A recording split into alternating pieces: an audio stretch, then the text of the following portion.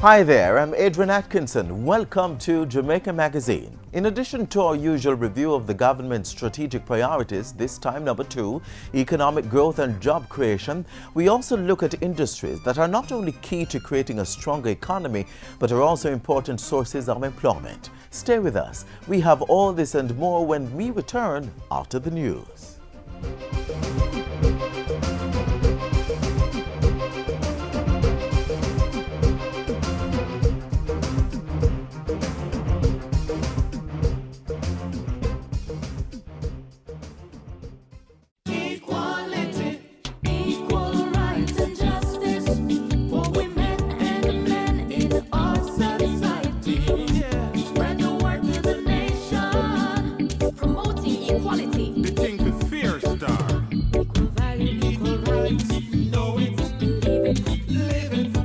It's time for us to get it right.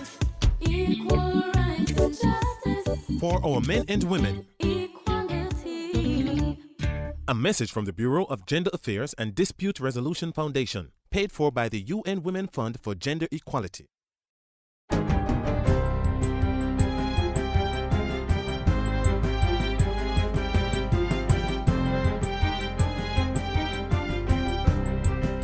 Good day, I'm Andrea Chizom and this is your JIS News for Wednesday, November 19.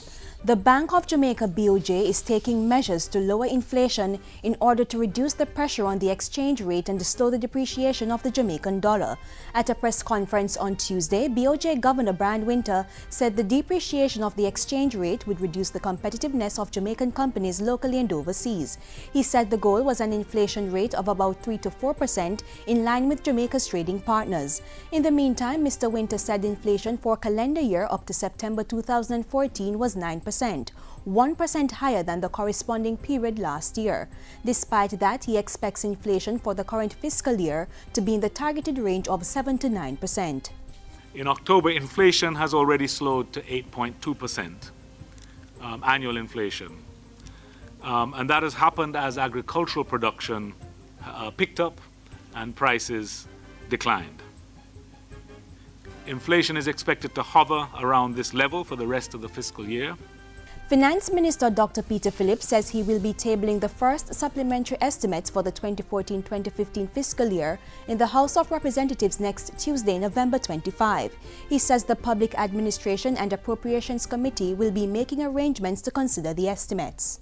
And to put the House in a position to consider, to debate the supplementary estimates on the 9th of December.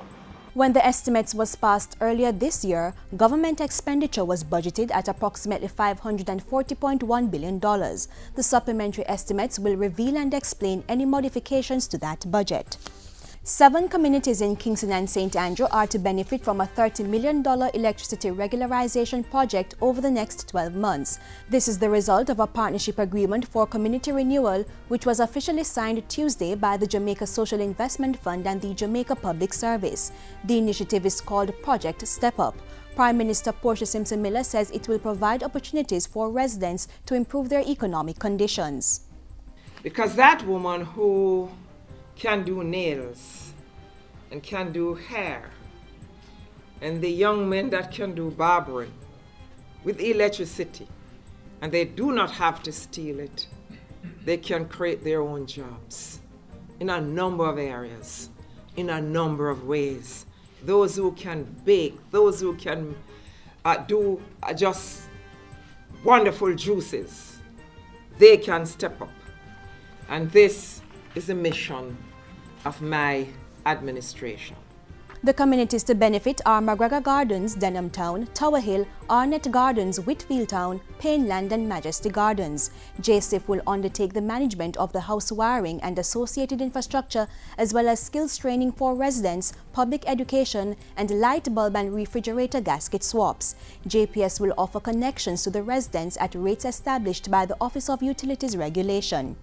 Parliament has passed a bill to validate all official acts done in good faith but without previous legal authority by former members of the Quarantine Authority over a 4-month period in 2011. The former members, Dr. Sheila Campbell-Forrester, Lieutenant Colonel Oscar Darby, Paul Hall, Michael Bernard and Captain Hopeton DeLissa, were duly appointed from February 2008 to February 2011 under the Quarantine Act. However, without the appointment of a new authority at the end of that period, they continued to perform official duties from February 4 to June 12, 2011. On Tuesday, the Lower House of Parliament approved the Quarantine Validation and Indemnity of Functions of the Quarantine Authority Act 2014, giving legal authority to their extended service. And to indemnify the members of the authority from liability in relation thereto. The bill was approved without amendments.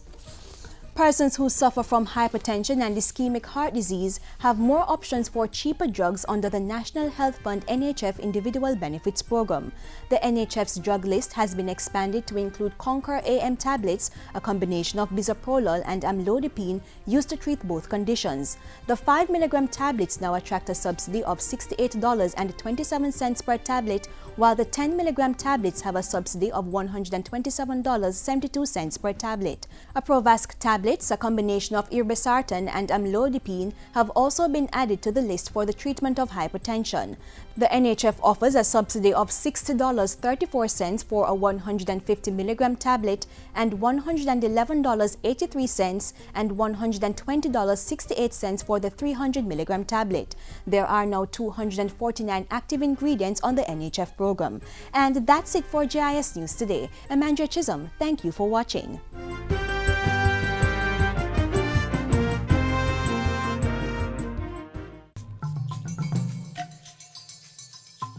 The Ebola virus is transmitted through direct contact with an infected person's blood or other bodily fluids like saliva, urine, stool, and semen. Symptoms of Ebola include sudden fever, intense weakness, muscle pain, headache, and sore throat. This may be followed by vomiting, diarrhea, and rash, and in some cases both internal and external bleeding, leading to death. Protect yourself. Avoid travel to Ebola-affected countries. Avoid contact with infected persons. Don't touch the body of someone who has died from Ebola. Wash hands frequently with soap and water and use an alcohol-based hand sanitizer. To know more, call 1-888-663-5683. In our first feature, we take a look at how the business processing outsourcing sector is being positioned to create market access for entrepreneurs and new jobs in the information technology field.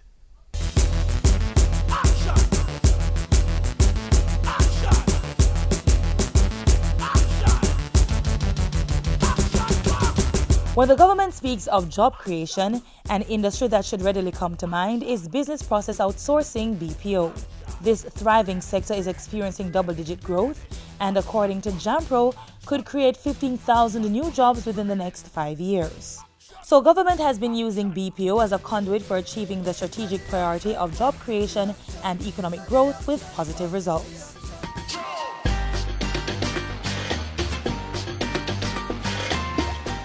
Business process outsourcing, or BPO, involves engaging a third-party service provider to do specific business functions. This means companies overseas can hire local entities to handle certain aspects of their business, such as customer service call centers. Other functions include general office operations like accounting and human resource management. Jamaica has a competitive edge in this sector due to its geographic location, the ability of nationals to speak English, and the educational qualifications of citizens. Within the past few years, government has been capitalizing on this to formalize the sector. The main point of support comes from the Ministries of Technology, Industry, and Education, collaborating with the private sector representative group, the Business Process Industry Association of Jamaica, BPIAJ. Members of the BPO industry benefit from several incentives under the free zone regime, including income tax relief on profit earnings and duty-free importation of machinery and tools used in their operations, such as computers. There is also direct monetary support, such as the Development Bank of Jamaica's commitment of $23 million in loan to the ICT and BPO sectors this fiscal year. All these interventions have supported the current environment of about 40 BPO companies operating in Jamaica. These entities account for approximately 14,000 jobs, but government's goal is to add hundreds more as part of the strategic priority for economic growth. In October 2014, a $195,000 contract was signed to roll out new business process outsourcing BPO facilities in Montego Bay.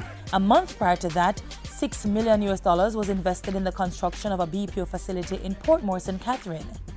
Both of these private sector-driven developments represent the latest result of government-supportive policies to encourage an expanded BPO sector in Jamaica.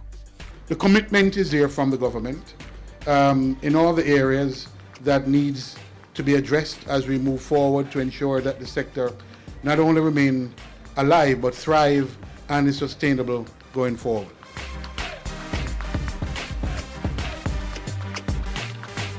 As evidenced by the Mobay and Portmore developments, government is well on its way to achieving its BPO goals. The contract between the BPIAJ and Columbus Business Solutions means the creation of an incubator for business operators who wish to operate from the Montego Bay Free Zone. The incubator, which is slated to become fully operational by December 2014, is designed to fast-track the entry of new BPO companies, providing hundreds of jobs.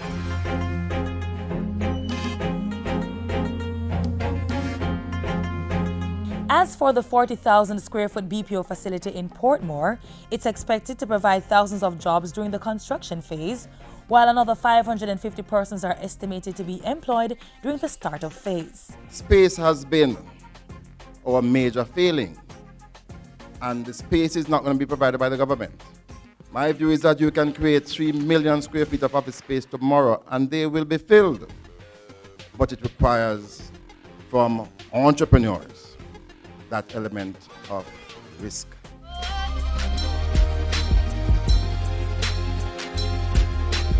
Jamaica and the business process outsourcing sector, a partnership that's poised to make the island the outsourcing hub of the Caribbean, a partnership that supports government strategic priority for job creation and economic growth.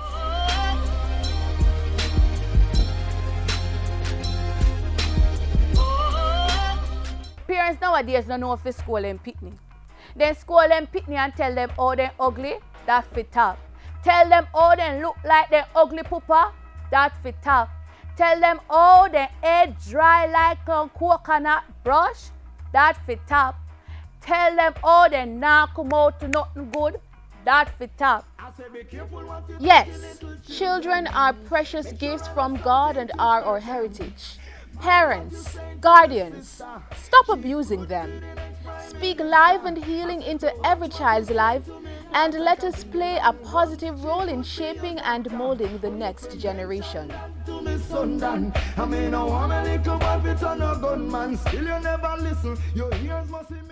We continue our series on servants of excellence in the public sector. Today we feature Valerie Simpson, an employee of the Ministry of Transport, Works and Housing.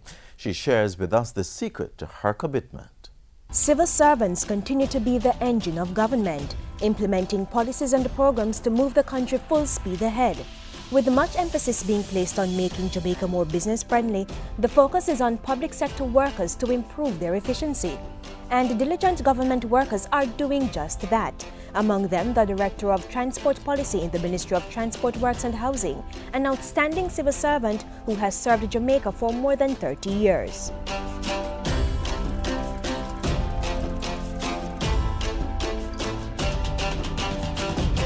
Meet Valerie Simpson, the confident yet reserved past student of Alpha Academy.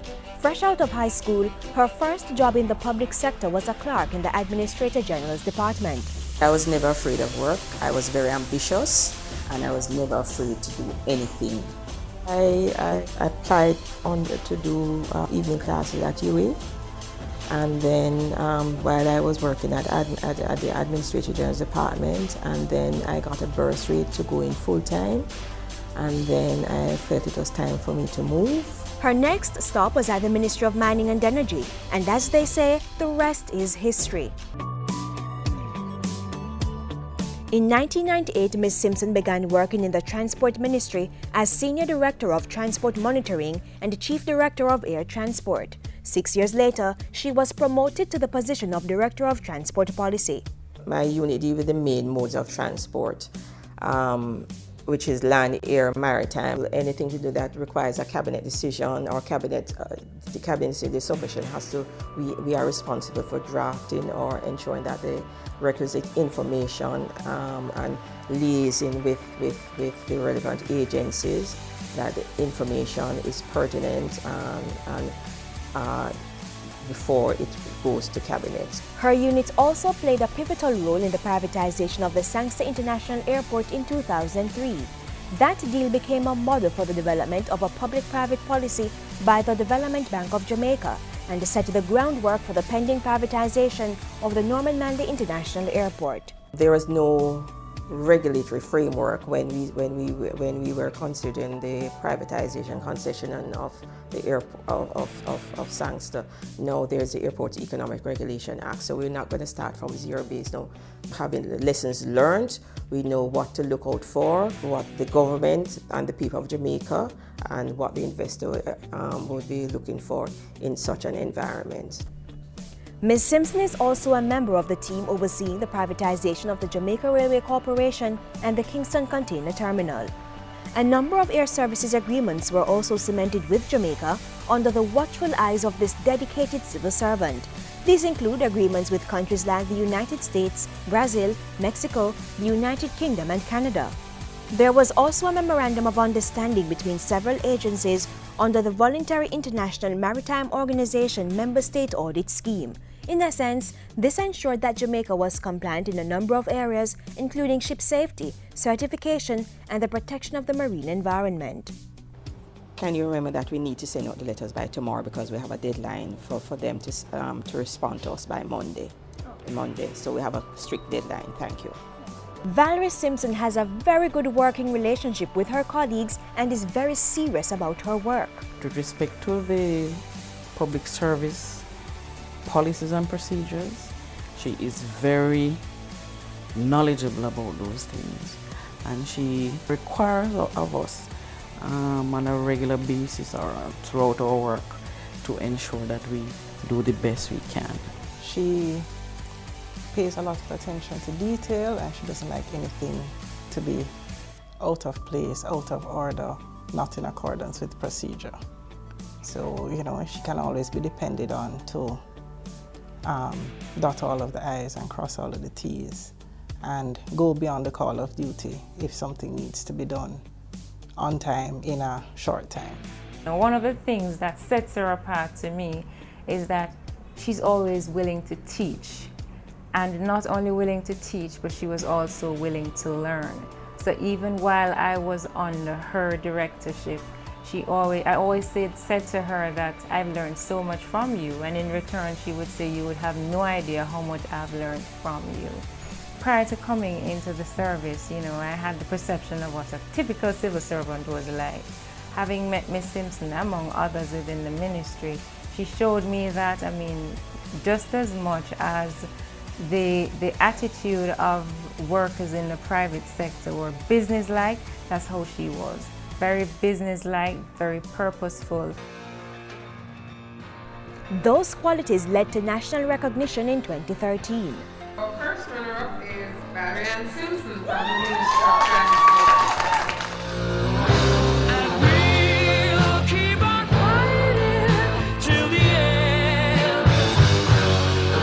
I must be honest with you. I am not a person that likes to be in the spotlight. To be honest, she herself wasn't so gung-ho like, oh yes, I'm nominated. But I was happy to support the nomination and write the statement. And when she came out as first runner-up, I wasn't surprised because she really is a dedicated, bona fide civil servant. With just a few years to retirement, having attained an executive master's in business administration from the University of the West Indies, Ms. Simpson is determined to do what she can to train young professionals. As a manager, you have to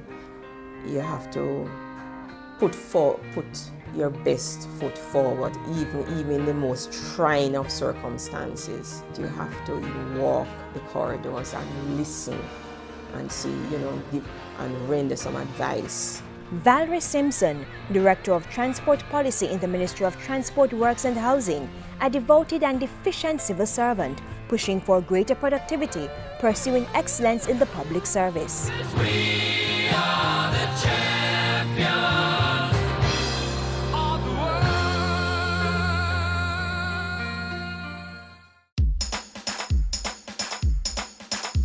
We want a productive Jamaica.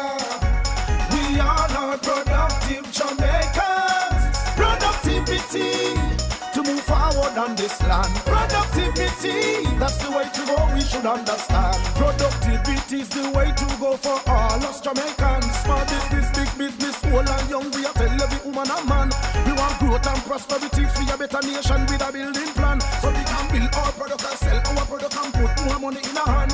Our economy can rise to a level and build a better nation. Productivity to move forward on this land. Productivity, that's the way to go, we should understand. Productivity to move forward on this land. Productivity, that's the way to go, we should understand. Productivity. Productivity, pathway to prosperity.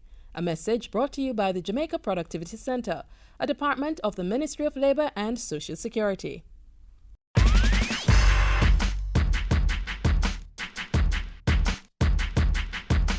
As noted by Valerie Simpson, being selfless is important in developing that spirit of excellence. How can you cultivate this attitude? Try giving your time and resources to a group that needs your help. Why not volunteer? Volunteerism is important. It's very important because it speaks to one giving back to society. It speaks to one identifying a need and responding to that need. It engenders or it speaks to a spirit of the other person or consideration of the other person. And the greatest act of love is when you can think of someone else. And of course, we know you can build any sound society or sound community by love. So we believe that if we can encourage each individual to consider to volunteer in any area that requires volunteerism, we believe that it is that individual would be doing something that gives them a sense of fulfillment, that gives them a sense of participation, gives them a sense of, okay, we're building something together. So, get involved in any way you can. You might be surprised to find how this can be used to build your professional network.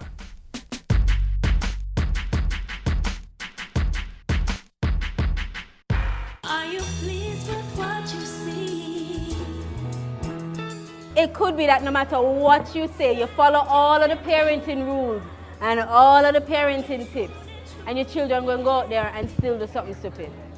The most that you can do is teach them responsibility. Responsibility to take a step, stop, think for a minute. Foresight to see what can happen in the future if they do something. Don't be afraid to be a parent.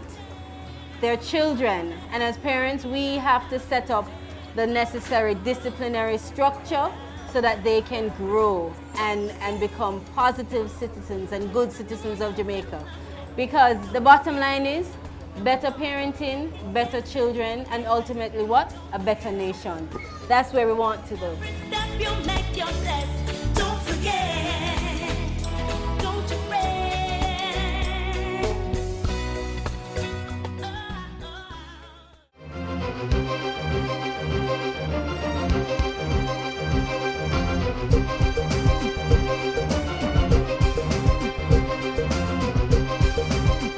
Sport and tourism. Do you see the connection? The government has begun the work of marrying the two industries in order to increase the earning power of the country. You're about to see how government plans to sell Jamaica as the ultimate sport tourism destination.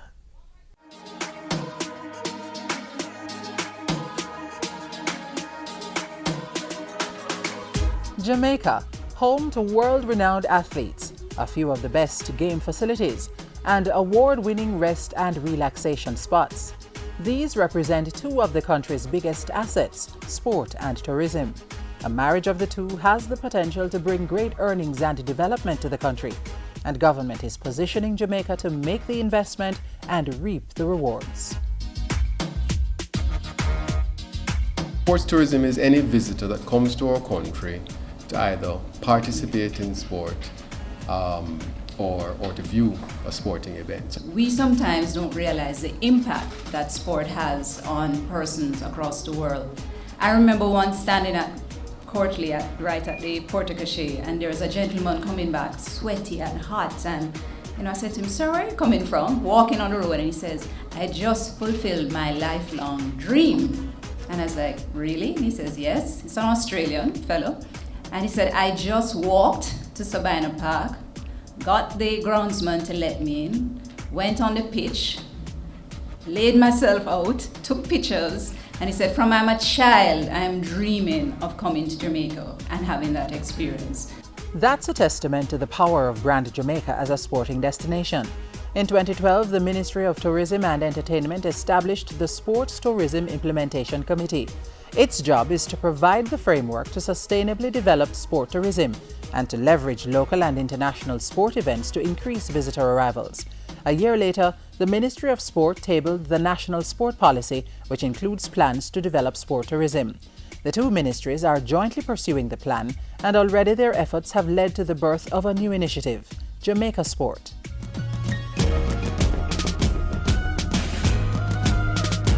Jamaica Sport was officially launched in October 2014 to explore the commercial opportunities provided by sport tourism.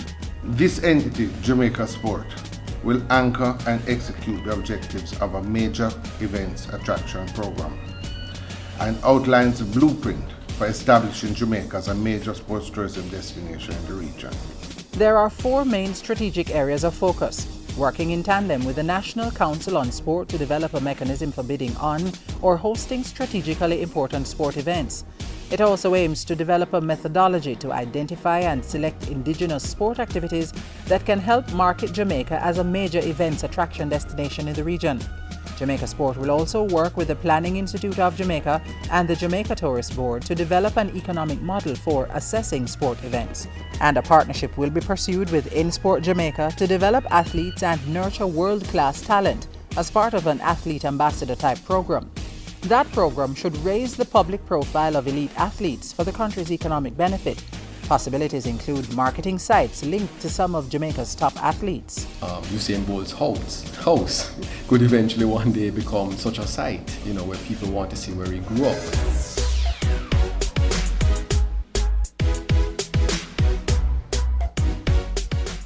The potential for developing sport tourism as a viable market segment in Jamaica is tremendous.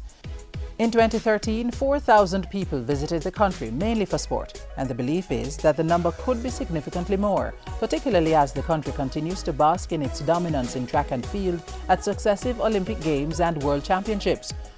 For example, prior to the 2012 London Olympics, Jamaica experienced 4 consecutive years of negative growth in visitor arrivals from the United Kingdom. But in 2013, months after the Games, the country had 4.7% growth, which has continued to as recently as August 2014, when data reflected a 13% growth in arrivals from the UK. The range of offers in Jamaica are endless, from the traditional golf, tennis, diving, track and field and sailing, to more interesting activities such as surfing, kiteboarding and BMX bike riding. Yes, we pretty much have it all.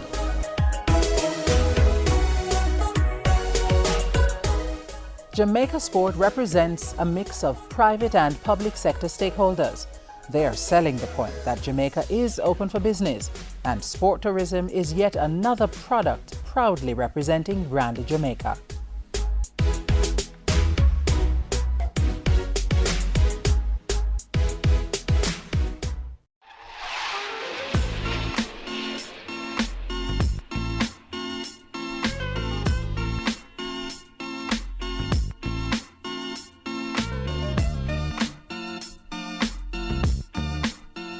Thank you for spending time with me on another episode of Jamaica Magazine. Remember to use our other channels, Facebook, Twitter, the JIS website and YouTube to always stay in touch and up to date. I'm Adrian Atkinson, leaving you with this thought from US President Barack Obama. The best way to not feel hopeless is to get up and do something. Don't wait for good things to happen to you. If you go out and make some good things happen, you will fill the world with hope. You will fill yourself with hope.